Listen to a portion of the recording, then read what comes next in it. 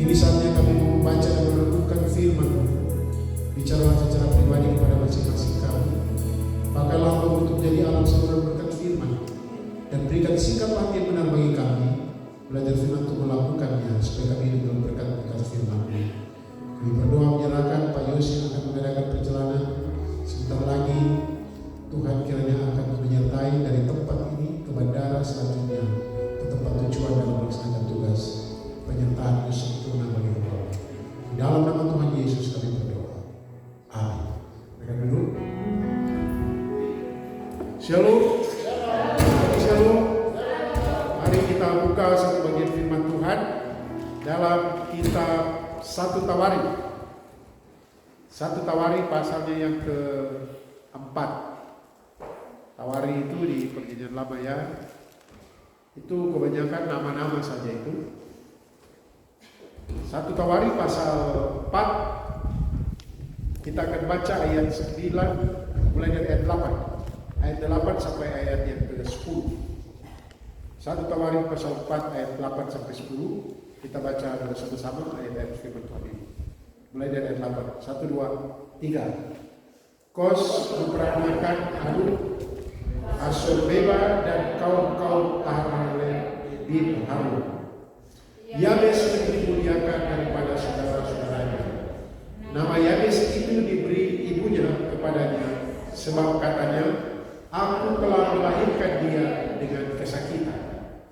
Yabes berseru kepada Allah Israel, katanya, kiranya engkau memberkati aku berlimpah-limpah dan memperluas daerahku, dan kiranya tanganmu menyertai aku dan melindungi aku daripada malapetaka, sehingga kesakitan tidak menimpa aku.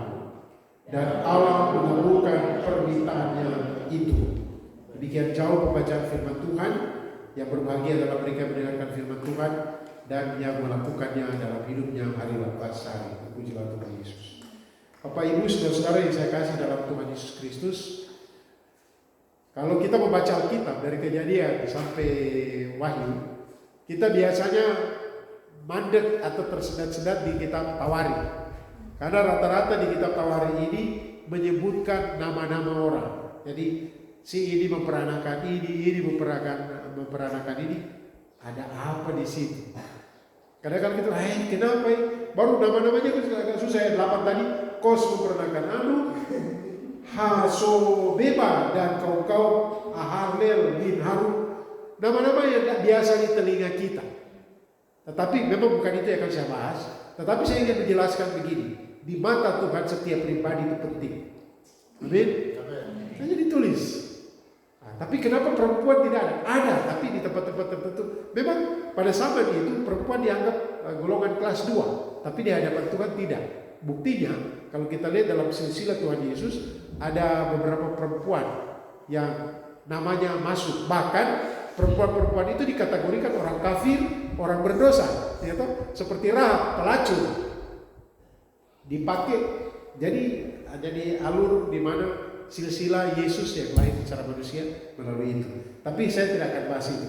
Nah, kitab 1 Tawarik itu ditulis oleh Esra. Mungkin ini setelah Israel dibuang, dikembali dari pembuangan. Jadi Israel karena berbuat dosa, dibuanglah disebar, luaskan mereka ke negara-negara, ke kerajaan-kerajaan lain. Jadi mereka dibawa keluar. Ini sebenarnya untuk memusnahkan bangsa Israel sebetulnya ya. Kasih keluar mereka dari tempatnya dan isi orang-orang lain di situ. Nah, tetapi oleh mujizat Allah pelihara Israel ini, dan di bawah Esra Nehemia ada beberapa kembali. Nah, mungkin setelah Israel kembali dari pembuangan dan mereka melihat kondisi Israel ini sebagai bangsa, mereka adalah orang-orang buangan, sangat memalukan. Kembali ke tanah perjanjian untuk membangun kembali tanah perjanjian ini, membangun kembali kota Yerusalem. Nah, saudara-saudara yang saya kasih Tuhan, dalam kondisi seperti ini kita belajar dalam kehidupan kita hari lepas hari juga. Sangat sulit bagi seseorang untuk bisa bangkit dari keterpurukan atau rasa terpuruk. Tadi kesaksian dari Pak Barnabas itu luar biasa ya. Ada di satu tempat yang biasa dengan dirinya sebagai disiplin ilmunya, di pendidikannya, karena ini di YouTube saya tidak akan sebutkan. Nah, itu. Jadi sudah biasa di situ. Tiba-tiba pergi ke tempat yang bagaimana ini? Jadi sebagai gembala pada waktu itu kan kami juga pergi, dan pikiran saya secara pribadi dan kami yang pergi dengan ibu gembala, nah, kami dua keluarga pergi dan menyampaikan Tuhan pasti punya maksud untuk Bapak untuk buat bagus 41 dan nggak tahu yang lain. Nah, tapi awalnya merasa seperti itu. Nah, orang sangat sulit untuk bangkit dari keterpurukan. Tidak mudah bagi kita untuk menjadi kuat dan bersemangat setelah melewati masa-masa sulit. Itu yang terjadi pada Israel. Nah, saudara, dan pada waktu Ezra menulis ini, dia sedang menulis sesuatu yang peristiwa yang sudah jadi masa lalu, dan dia mulai menyebutkan si ini memperanakan ini. Tiba-tiba ayat 9 dia sebut begini, ayat 9, Yabes lebih dimuliakan loh. Tidak disebutkan Yabes ke bapak siapa, dia lahir dari siapa. Ini langsung Yabes lebih dimuliakan. Sebut Yabes ini memperanakan ini, tidak.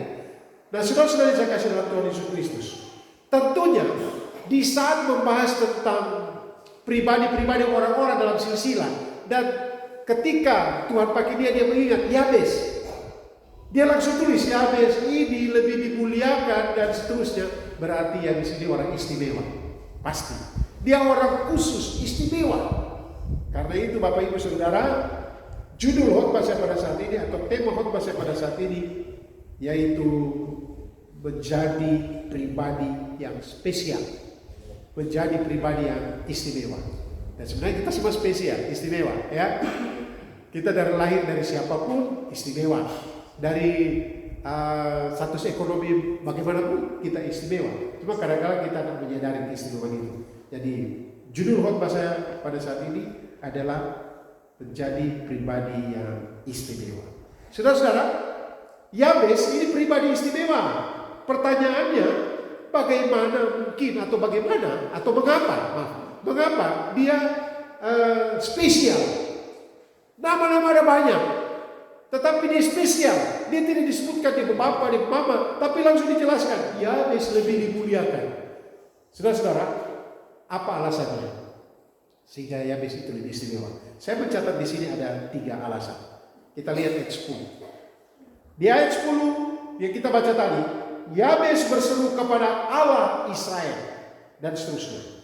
Hal pertama yang membuat Yabes itu istimewa atau khusus atau spesial adalah karena Yabes percaya kepada pribadi yang tepat. Yabes percaya pada pribadi yang tepat. Saudara-saudara, artinya dia percaya kepada Allah Israel. Ungkapan Allah Israel di sini, Yabes berseru kepada Allah Israel karena mereka baru dari pembuangan, di mana ada Allah-Allah lain, Elohim, ada banyak Allah-Allah lain. Tetapi dia pilih kepada Allah Israel. Mereka baru pulang dari pembuangan, mereka dalam keadaan terpuruk. Dia pilih Allah Israel. Saudara-saudara, seperti saya katakan tadi, ada banyak Elohim atau banyak Allah, tapi dia hanya berseru kepada Allah Israel, yaitu Dia yang telah menuntun Israel keluar dari tanah Mesir, dari tempat perbudakan. Dia yang telah membawa orang-orang Israel yang dibuangan di pembuangan kembali ke Israel, ke Yerusalem. Dialah Allah tempat yang tepat atau pribadi yang tepat di mana dia bisa mencurahkan isi hatinya. Bapak Ibu saudara-saudara yang saya kasih dalam Tuhan Yesus Kristus, dalam kehidupan kita dengan berbagai persoalan, Yesus Kristus adalah pribadi yang paling tepat. Pribadi yang tepat yang dapat dipercaya, yang telah meninggalkan sorga, turun menjadi manusia, mati dan bangkit dari antara orang mati.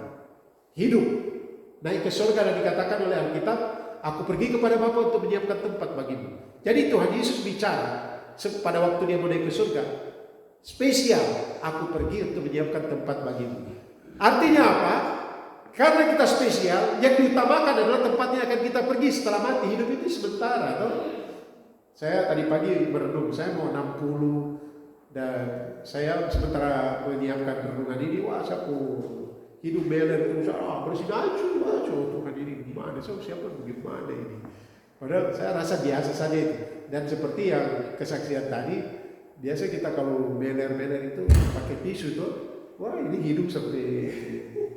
Tapi saya biasa pakai yang untuk bayi, pakai tempe-tempe saja. Tapi saya berkata seperti ini, Tuhan, saya sudah mau 60. Kalau boleh beli saya bonus lagi waktu sampai. Tapi kalau boleh jangan menderita langsung mati saja. Kalau Tuhan mau panggil, jangan sakit. Sakit kan sakit, tapi tolong saya lah supaya. Tapi jangan sementara kuat begini baru Tuhan panggil. Nanti bilang dapat tampeleng lagi dalam kudus. Kadang-kadang. Tapi ada teman saya selesai khotbah langsung pergi puji Tuhan ya. Atau selesai dia berkata nikah tiba-tiba dia pergi. Dan ya itu kejadian. Tapi saya tidak bicara tentang mati karena masih lama lagi Tuhan panggil saya. Amin. Karena kita masih mau rayakan Natal lagi, kita lagi mau masih banyak yang akan kita lakukan. Oke, jadi percaya pada pribadi yang tepat. Dalam hal ini Tuhan, tapi juga dalam kehidupan kita sehari-hari, kita harus percaya pada pribadi yang tepat. Doakanlah yang belum menikah, berdoa sungguh-sungguh supaya Tuhan berikan pribadi yang tepat bagi saudara untuk mendampingi kehidupan saudara. Karena kalau menikah kan itu seumur hidup, ya toh? Kalau anak-anak muda bilang, betul. Kalau saya mau berdoa, yang penting hati. Tapi Pak, tidak. Kalau saya menilai pribadinya, iya, pribadinya. Yang penting itu pribadinya Pak. Oh iya, mobil pribadi, punya rumah pribadi toh. Tapi sebenarnya saudara, ya kita berdoa kepada pribadi yang tepat. Supaya pribadi yang tepat itu yaitu Allah memberikan kita pribadi yang tepat untuk mendampingi kita dalam susah maupun senang. Bagi yang belum menikah, yang sudah menikah jangan pikir-pikir lagi, oh Tuhan kalau boleh saya lagi kan, itu bisa. Oke, itu yang pertama. Percayalah kepada pribadi yang tepat yaitu Tuhan. Yesus Kristus memberikan kita jaminan keselamatan. Yang kedua, ini khotbah ini bukan cepat-cepat karena Pak Yesus berangkat, nah. Tapi memang yang garis pertama memang singkat. Yang kedua, ini saudara. Dia bukan hanya percaya kepada pribadi yang tepat, tetapi yang kedua, mengapa Yabes istimewa, lebih dimuliakan? Karena Yabes mengandalkan Tuhan. Saudara-saudara, artinya apa? Artinya bahwa Yabes tidak pasrah pada keadaan dirinya atau tekanan masa lalunya. Nah, kita lihat ayat 9 ini latar belakang. Ayat 9 dibilang begini, Yabes lebih dimuliakan daripada saudara-saudaranya. Nama Yabes itu diberi ibunya kepadanya sebab katanya, aku telah melahirkan dia dengan kesakitan. Jadi ibunya begitu menderita sakit waktu melahirkan dia. Nanti saya kalau Tuhan berkenan saya akan khotbah itu minggu depan yang ini ayat 9 saja. Tetapi dalam doanya saudara, ayat terakhir bilang apa? Kalimat terakhir ayat 10, sehingga kesakitan tidak menimpa aku. Mungkin dia sakit-sakitan mungkin dia waktu kecil. Mami saya bilang waktu saya kecil itu sakit-sakitan. Sampai kurus saya di box kecil, dijaga orang. Tapi karena mami saya guru, bapak saya juga pegawai di militer lagi. Bapak saya di militer tapi bagian kesehatan. Karena saya sakit-sakitan sudah mau mati kurus kering, saya mami bilang begini. Saya papi panggil, mami pilih kerja atau anak, tunjuk saya. Mami menangis dan berhenti jadi guru. Setelah saya mulai besar, sudah itu katanya ada tawaran lagi untuk melanjutkan. Dulu kan guru setengah mati, sulit. Ya tahun 60-an itu susah. Tetapi mami saya tetap pilih saya. Nah, dalam kondisi sakit-sakitan. Nah, Yabes lebih parah mungkin ada sakit-sakitan. Nama Yabes itu tekanan. Arti dari nama Yabes itu tekanan atau kesakitan, menyedihkan. Tidak diunggulkan, sengsara. Itu namanya saudara. Tetapi Yabes dia tidak terintimidasi, dia tidak pasrah pada keadaan dirinya masa lalunya, di mana mungkin mamanya cerita, oh kamu ini. Tidak. Tetapi dia percaya dan berseru kepada Allah. Ini membuktikan bahwa dia mengandalkan Tuhan, Allah Israel. Yabes berseru, kata ini menunjukkan keberanian iman. Dia tidak pikir begini, saya biar sakit-sakitan sudah, saya biar miskin sudah, saya biar sama mama bilang begini. Tapi saya percaya kepada Tuhan itu dan saya mengandalkan dia. Makanya dia berseru kepada Allah Israel. Dia berseru. Kata berseru itu adalah satu kata yang istimewa, Bapak Ibu Saudara. Kita akan berseru kalau dalam kondisi apa? Ya, kita mungkin masuk di lubang kan, kalau kita jatuh kan. Adakah di antara anak-anak kalau jatuh dia tetap diam-diam, kepala suruh benjol baru dia tetap diam-diam? Tidak toh? Waktu dia jatuh dia akan apa? Berteriak toh? Mama ke papa? Tergantung. Dia dekat di mama, dia dekat di mama. Mama. Saudara, ini Yabes dia berseru, artinya orang yang berseru adalah orang yang membutuhkan pertolongan, orang yang merasa diri dia terpuruk, orang yang merasa diri bahwa dia dijauhkan, dicampakkan atau apapun, dan dia berseru kepada Allah. Ini bukti bahwa Yabes mengandalkan Tuhan. Kadang-kadang kita malu untuk berseru kepada Tuhan. Tidak perlu malu. Kita adalah anak-anaknya. Kalau kita jatuh, kita kesulitan, kita berseru, Tuhan tolong. Saya mau bikin apa sekarang? Tadi pagi saya berdoa, saya ingat dengan berbagai pergumulan, saya bilang begini, Roh Kudus tolong, saya tidak tahu bicara apa. Dalam persiapan ini kan saya merenungkan firman Tuhan bicara secara pribadi. Tuhan, saya mau bikin bagaimana? Saya tidak tahu berbicara apa, banyak di dalam pikiran saya, Roh Kudus tolong saya. Tidak apa-apa, kita mengeluh. Mungkin kalau kata-kata ini saya bicara dan Bapak Ibu sudah dengar, lucu. Wah kok pendeta kok gelar teologi tinggi, tapi bicaranya seperti anak-anak, tidak persoalan. Tuhan tidak akan bilang, saya mau ingatkan satu hal kepada Bapak Ibu Saudara-saudara, seringkali saya sampaikan. Lebih baik berdoa dengan hati tanpa kata-kata tapi dengan hati, daripada banyak kata-kata tanpa hati.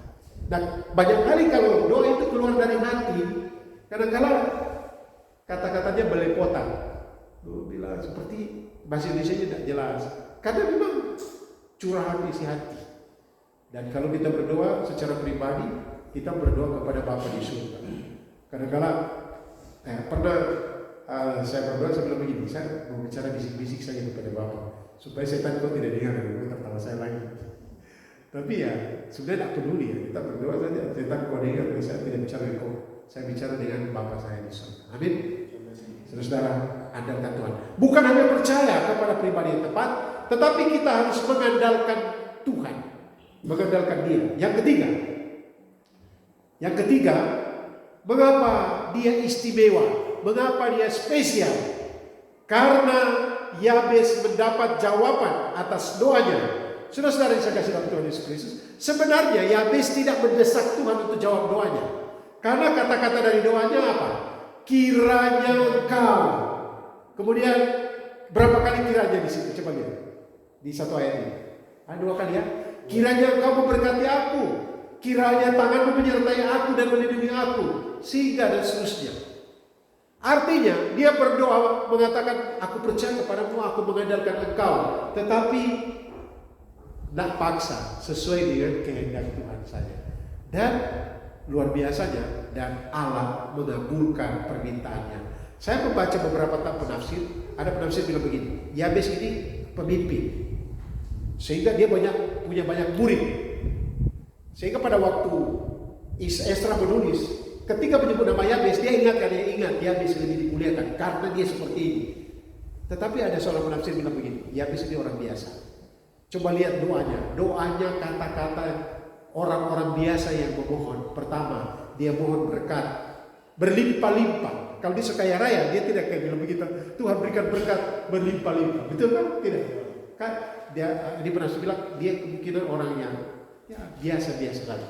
Kemudian memperluas daerahku, mereka baru kembali. Ya berarti daerah wilayahnya kecil, dia minta diperluas. Ini secara letterlet ya. Dan kiranya tanganmu menyertai aku, melindungi aku dari malapetaka, dan saya sesungguhnya tadi sakit-sakitan. Dia orang biasa. Apakah dia pemimpin, apakah dia guru, apakah dia orang biasa, tetapi kenyataannya Tuhan menjawab doanya. Saudara-saudara, apa jawaban Tuhan?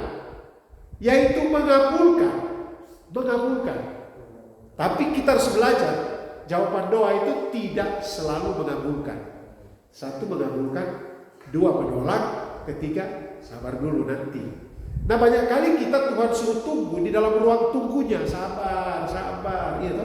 Tapi kita banyak kali mau sekarang ini Tuhan. Tapi Tuhan mau kita sabar. Ruang tunggu Tuhan lebih aman. Bapak Ibu Saudara, berapa lama Musa sampai jadi pemimpin ada di ruang tunggunya Tuhan? Lama. Kemudian Yosua pengganti Musa. Daud apalagi? Menunggu waktunya Tuhan. Makanya ada lagu, waktu Tuhan pasti yang terbaik. Tapi seringkali kita sudah menghakimi dan berkata, Tuhan tak jawab doa saya. Karena kita tak sabar di waktunya Tuhan. Oleh karena itu Bapak Ibu Saudara, kalau kita ingin dijawab doa kita oleh Tuhan, terimalah apa adanya. Kalau dia kabulkan, puji Tuhan, terima kasih Tuhan. Kalau Tuhan tidak kabulkan, berarti ada maksud tertentu daripada Tuhan. Sabar ya, kau bukan kau punya itu, tapi kau tempat lain. Atau Tuhan bilang, sabar nak, sabar. Tapi sekarang Tuhan, sabar. Kau masih kecil, sabar. Jangan kau pegang parang. Parang itu orang dewasa. Kau masih kecil, kau pegang parang bikin apa? Asal kau babat ini, Tuhan bilang sabar, kau masih kecil. Nanti sudah besar ini kau parang. Kau bisa pakai parang ini, bisa babat sekalian. Ini cuma contoh-contoh praktis. Tuhan kira akan menolong kita jadi orang spesial. Kita semua spesial. Kita percaya pada pribadi yang tepat, Tuhan Yesus. Tapi apakah kita sudah mengandalkan Dia terus-menerus hari lepas hari? Yang ketiga, pernahkah kita merasakan bahwa Tuhan mengabulkan doa kita, menjawab doa kita? Seringkali kita berseru, sudah terjawab tapi kita lupa. Ini jawaban doa kan bukan? Iya Tuhan sudah jawab doa saya. Baru ingat sudah berapa hari lalu. Sebenarnya hari itu waktu Tuhan jawab, Tuhan terima kasih, kita sudah selesai saya. Ya kan? Contoh praktis nih, contoh praktis. Banyak kali kita kalau mau buat perjalanan jauh atau buat perjalanan kita berdoa kan tidak? Berdoa ya. Tapi setelah pulang dari urusan, seringkali kita lupa karena capek. Capek tuh. Kita lupa bilang, oh terima kasih Tuhan sudah selesai perjalanan kita. Banyak kali seperti itu. Tuhan yang menolong kita, ada orang-orang spesial. Amin. Katakan kiri kanan, kamu orang spesial. Saya juga bilang, saya juga ulang, kamu orang spesial. Saya juga. Mari kita berdoa. Bapa terima kasih, kami mengucap syukur untuk kesempatan yang kau beri bagi kami merenungkan firman. Belajar dari Yabes, kami tahu bahwa kami spesial karena kami percaya kepada pribadi yang tepat Allah yang kami kenal melalui dan di dalam nama Tuhan Yesus Kristus. Tapi tolonglah kami Tuhan untuk terus mengandalkan Engkau dalam kehidupan kami yang lepas hari. Karena firman mengatakan diberkatilah orang yang mengandalkan Tuhan dan dia menaruh harapan kepada Tuhan. Dan tolonglah kami untuk sangat peka terhadap jawaban-jawaban doa sehingga kami selalu bersyukur bahwa Engkau tahu yang terbaik bagi kami. Terima kasih kami mengucap syukur firman-Mu dalam